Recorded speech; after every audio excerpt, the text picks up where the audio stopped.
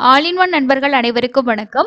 இந்த வீடியோல டிடிடில இருந்து வந்திருக்கக்கூடிய முக்கியமான அறிவிப்புகளையும் தரிசனம் போறவங்களுக்கு தேவையான முக்கியமான இன்ஃபர்மேஷனையும் இந்த வீடியோல பார்க்க போறோம். இந்த வீடியோல நிறைய இன்ஃபர்மேஷன் உங்களுக்கு நான் ஷேர் பண்ணியிருக்கேன். தரிசனம் போற எல்லாருமே வீடியோவை ஸ்கிப் பண்ணாம லாஸ்ட் வரைக்கும் பார்த்து எல்லா இன்ஃபர்மேஷனையும் தெரிஞ்சுக்கோங்க. ஃபர்ஸ்ட் இன்ஃபர்மேஷன், வர்ற 12ஆம் தேதி செவ்வாய்க்கிழமை திருமலையில வருடாந்திர சலக்கட்ல பிரம்மோற்சவத்தை ஒட்டி கோவில் ஆழ்வார் திருமஞ்சனம். வருஷத்துல பாத்தீங்கன்னா முக்கியமான விழாக்கள்ல கோவில தூய்மை செய்யக்கூடிய இந்த சடங்குகளை கோவில் ஆழ்வார் திருமஞ்சனம் அப்படின்னு சொல்லுவாங்க. இது வர்ற 12ஆம் தேதி செவ்வாய்க்கிழமை திருமலையில நடக்குது. அன்னைக்கு காலையில 6 மணி நேரம் எந்த தரிசனமுமே இருக்காது. எஸ்எஸ்டி டோக்கனும் காலையில ஸ்லாட் கொடுக்க மாட்டாங்க. மத்தியானத்துக்கு மேலதான் இருக்கும். 300 தரிசனமும் உங்களுக்கு மத்தியானம் 12 மணிக்கு மேலதான் கியூல நீங்க ஜாயின் பண்ண முடியும். இப்போலாம் ரீசனா நம்ம 11 மணி இந்த மாதிரிலாம் கூட கியூல ஜாயின் பண்ணிக்கலாம்.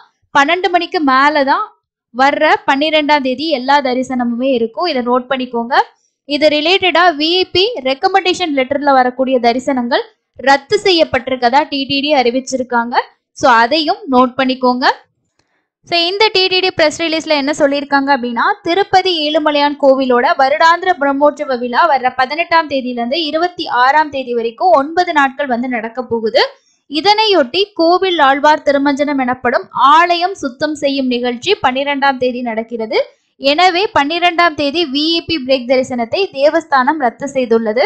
இதன் காரணமாக 11ஆம் தேதி விஐபி பிரேக் தரிசனத்துக்கான பரிந்துரை கடிதங்கள் எதுவும் ஏற்கப்பட மாட்டாது. பக்தர்கள் இதை கவனத்தில் கொண்டு தேவஸ்தானத்துக்கு ஒத்துழைப்பு வழங்குமாறு கேட்டுக்கொள்ளப்படுகிறது அப்படின்றத சொல்லியிருக்காங்க.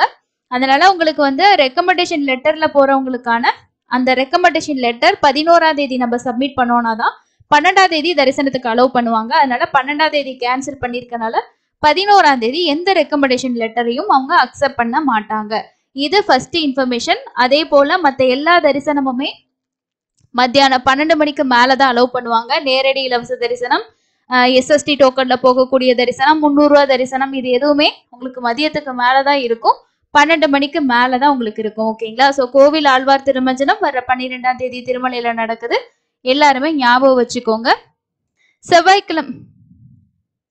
வர்ற செவ்வாய்க்கிழமை நீங்க தரிசனம் போறதுக்கு பிளான் பண்ணிருக்கீங்கன்னா கண்டிப்பா இந்த இன்ஃபர்மேஷன் உங்களுக்கு ரொம்ப யூஸ்ஃபுல்லா இருக்கும்னு நினைக்கிறேன். இது ஃபர்ஸ்ட் அப்டேட். அதுக்கு அடுத்த அப்டேட் என்ன சொல்லியிருக்காங்க அப்படின்னா, காட்டேஜ் அலாட்மெண்ட் டோனர்ஸ்க்கான காட்டேஜ் அலாட்மெண்ட் பத்தி முக்கியமான இன்ஃபர்மேஷன் சொல்லியிருக்காங்க.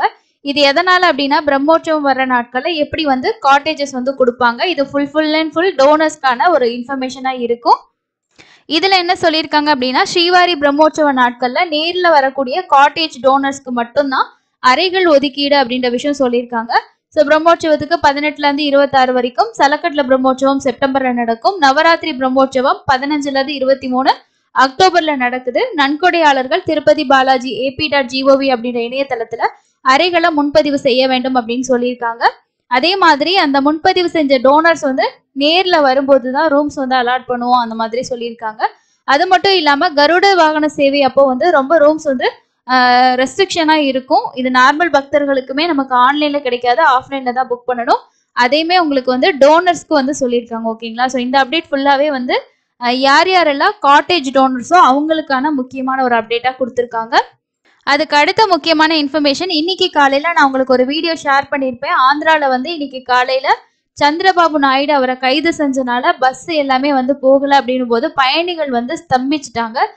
ரொம்ப சிரமமான ஒரு விஷயமா ஆகிருச்சு. அதை பத்தின இன்ஃபர்மேஷன் இப்போ என்ன கரண்ட் ஸ்டேட்டஸ் அப்படின்றதையும் ஷேர் பண்றேன். ஏன்னா நிறைய பேர் இப்போ திருமலையில இருப்பீங்க, ஒரு சில பேர் டிராவல் பண்ணிக்கிட்டு இருப்பீங்க, ஒரு சில பேர் நாளைக்கு போவீங்க. அவங்க எல்லாத்துக்கும் இந்த தகவல் கண்டிப்பா பயனுள்ளதா இருக்கும்னு நான் நினைச்சுதான் இதை ஷேர் பண்றேன்.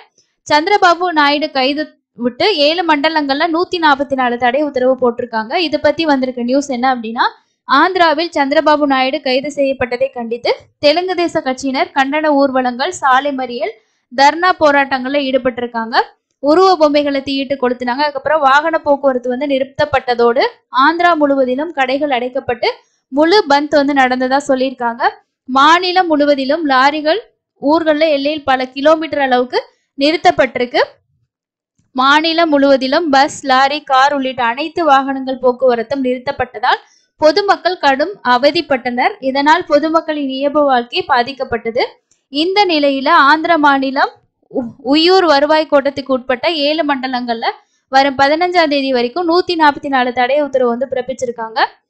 சந்திரபாபு நாயுடு கைது செய்யப்பட்டதை தொடர்ந்து சட்டம் ஒழுங்கு பாதுகாப்பு முன்னெச்சரிக்கை நடவடிக்கையாக 144 தடை உத்தரவிடப்பட்டிருக்கதா சொல்லியிருக்காங்க. ஸோ இதுதான் முக்கியமான இன்ஃபர்மேஷன். ஓகேங்களா? ஸோ இன்னைக்கு காலையில எல்லா இடத்துலையுமே இதே ஸ்டேட்டஸ் தான். அதுக்கு அடுத்த முக்கியமான இன்ஃபர்மேஷன் என்னன்னா, நிறைய பேர் கேட்டிருந்தீங்க, இப்போ பஸ் எல்லாம் வந்து போகுதா, ஒன்றும் ப்ராப்ளம் இல்லையா அப்படின்னு சொல்லிட்டு. ஸோ அதோட இன்ஃபர்மேஷன் தான் இது. வேலூர் டு திருப்பதி பஸ் போக்குவரத்து 6 மணி நேரத்துக்கு அப்புறமா தொடங்குச்சு. மத்தியானம் ஒரு 3:30 மணி 4 மணி இந்த மாதிரி இருக்கும். அதுக்கப்புறம் வழக்கம் போல உங்களுக்கு எல்லாமே வந்து செயல்பாட்டுக்கு வந்துருச்சு. ஓகேங்களா? இதுல கொடுத்திருக்க முக்கியமான இன்ஃபர்மேஷன் என்ன அப்படின்றதே நான் உங்களுக்கு சொல்றேன். ஸோ இது ஏன் நான் உங்களுக்கு ஃபுல்லாவே இப்படி ஷேர் பண்ணியிருக்கேன்னா, சப்போஸ் நான் சொல்றது உங்களுக்கு புரியலன்னா நீங்க படிச்சு பார்த்துக்கலாம். அதுக்காக தான். ஆந்திராவில் சந்திரபாபு நாயுடு கைது செய்யப்பட்டதை கண்டித்து இதெல்லாம் உங்களுக்கு பல கிலோமீட்டர்ல வந்து எல்லாமே நின்றுச்சு அப்படின்றது ஃபர்ஸ்டே நம்ம சொல்லியிருந்தோம். அதுக்கப்புறம் பார்த்தீங்கன்னா, ஆந்திராவில் முழு கடையெடுப்பு காரணமாக ஆந்திர மாநில எல்லையான திருவள்ளூர், வேலூர், ராணிப்பேட்டை, திருப்பத்தூர் மாவட்ட எல்லைகளில் இன்று காலை வாகனங்கள் வரிசை கட்டி நிறுத்தி வைக்கப்பட்டன. தமிழகத்தில் வேலூர், திருவண்ணாமலை, திருச்சி, மதுரை, சேலம், கன்னியாகுமரி உள்ளிட்ட பல இடங்கள்ல இருந்து வேலூர் வழியாக திருப்பதி, காளஹஸ்தி உள்ளிட்ட ஆந்திர மாநிலத்துக்கு செல்லும் 160 பஸ்கள் வேலூர்லயே வந்து நிறுத்தி வைக்கப்பட்டிருக்கு. இதே போல திருவள்ளூர், ராணிப்பேட்டை, திருப்பத்தூர் மாவட்டத்துல 300க்கும் மேற்பட்ட பஸ்கள் நிறுத்தப்பட்டன. ஆந்திராவில் மதியம் 12 மணிக்கு மேல் இயல்பு நிலை திரும்பியது. இதனை அடுத்து வேலூர் டு திருப்பதி பஸ் போக்குவரத்து 6 மணி நேரத்துக்கு பிறகு தொடங்கியது. இதேபோல் ராணிப்பேட்டை, திருப்பத்தூர், திருவள்ளூர் மாவட்டங்கள்ல நிறுத்தப்பட்ட ஆந்திர பஸ் போக்குவரத்து மீண்டும் தொடங்கியது. திருப்பதியிலிருந்து தமிழகத்துக்கு 12 மணிக்கு பிறகு பஸ்கள் ஓட தொடங்கின. இதனால் தவித்த பக்தர்கள் நிம்மதி பெருமூச்சு விட்டனர் அப்படின்றத தமிழ்நாட்டோட செய்தி வெப்சைட்ல கொடுத்த இன்ஃபர்மேஷன் தாங்க. இது ரெண்டுமே அஃபிஷியல் இன்ஃபர்மேஷன் தான். ஸோ கண்டிப்பா வந்து பாத்தீங்கன்னா இது நிறைய பேருக்கு யூஸ்ஃபுல்லா இருக்கும். ஸோ காலையில இந்த மாதிரி ஒரு சிச்சுவேஷன் அப்படின்றத நம்ம சேனல்ல வந்து ஷேர் பண்ண ரீசன் வந்து வரக்கூடிய பக்தர்கள் கொஞ்சம் பார்த்து சேஃபா வருவீங்க அப்படின்றதுக்காக தான். ஸோ இயல்பு நிலைக்கு வந்துருச்சு. பட் இருந்தாலும் உங்களோட சேஃப்டி நீங்க பார்த்துட்டு வர்றது ரொம்ப பெஸ்ட். பஸ் எல்லாம் நார்மலா போயிட்டு இருக்கு, ஒன்றும் ப்ராப்ளம் கிடையாது. ஓகேங்களா? ஸோ அடுத்த முக்கியமான இன்ஃபர்மேஷன் என்னன்னா, இது நடைபாதை பத்தின இன்ஃபர்மேஷன். அதாவது திருமலை நடைபாதையில இரும்பு வேலி அமைக்கிறது தொடர்பா ஒரு முன்மொழிவு வைக்கப்பட்டதாகவும் அதை பத்தின ஒரு டிஸ்கஷன் வர்ற 12ஆம் தேதி திருமலையில நடக்க போகுது அப்படின்ற ஒரு தகவல் நமக்கு கிடைச்சிருக்கு. திருமலை நடைபாதையில வனவிலங்குகளோட தாக்குதல் அதிகமா இருக்கு, அதே மாதிரி சிறுத்தை நடமாட்டம் அதிகமா இருக்கு அப்படின்றனால இந்த மாதிரி ஒரு விஷயம் பண்ணா பக்தர்களுக்கு ஒரு சேஃபா இருக்கும்னு சொல்லிட்டு ஒரு முன்மொழிவு வச்சிருக்காங்க. அதை பத்தின இன்ஃபர்மேஷன் என்ன அப்படின்றத பார்க்கலாம். திருமலை நடைபாதைகள்ல சிறுத்தை நடமாட்டம் இருப்பதால் பக்தர்கள் அச்சத்தை நீக்கும் வகையில் நிரந்தர தீர்வு காண முயற்சியை டிடிடி மேற்கொண்டு வருகிறது. அலிப்பிரி நடைபாதை மற்றும் ஸ்ரீவாரிமெட்டு நடைபாதையில இரும்பு வேலிகள் அமைப்பதற்கான திட்டங்களை டிடிடி தயாரித்துள்ளது. காப்பு காடுகளின் நடைபாதையில் இரும்பு வேலி அமைப்பதற்கான இந்திய வனவிலங்கு நிறுவனத்துக்கு மத்திய வனத்துறை பரிந்துரைகளை வந்து அனுப்பி இருக்கிறதா தெரியப்பட்டதா சொல்லியிருக்காங்க.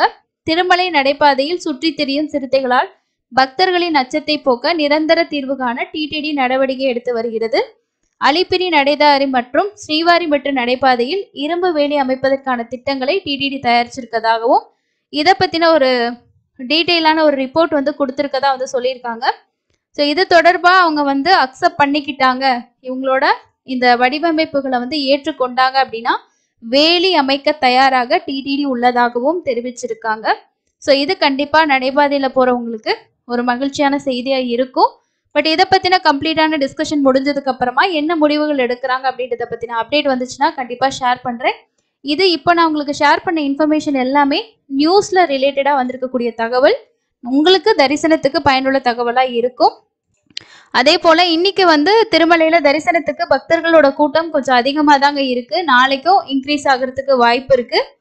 தரிசனத்துக்கு போறவங்க முடிஞ்ச வரைக்கும் எஸ்எஸ்டி டோக்கன் வாங்கிட்டு போறதுக்கு பிளான் பண்ணுங்க. நேரடி இலவச தரிசனம் பொறுத்த வரைக்கும் ஒரு 18ல இருந்து 24 மணி நேரம் ஆகுது.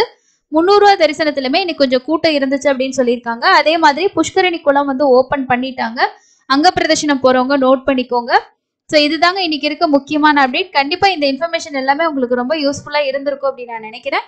இந்த மாதிரி எந்த ஒரு எமர்ஜென்சி அப்டேட் வந்தாலும் கண்டிப்பா நான் உங்களுக்கு ஷேர் பண்றேன். தரிசனம் போற ஒவ்வொருத்தருக்கும் கண்டிப்பா நிறைய இன்ஃபர்மேஷன் யூஸ்ஃபுல்லா இருக்கும்னு நினைக்கிறேன். இன்னொரு பயனுள்ள பதிவில் சந்திக்கலாம். நன்றி.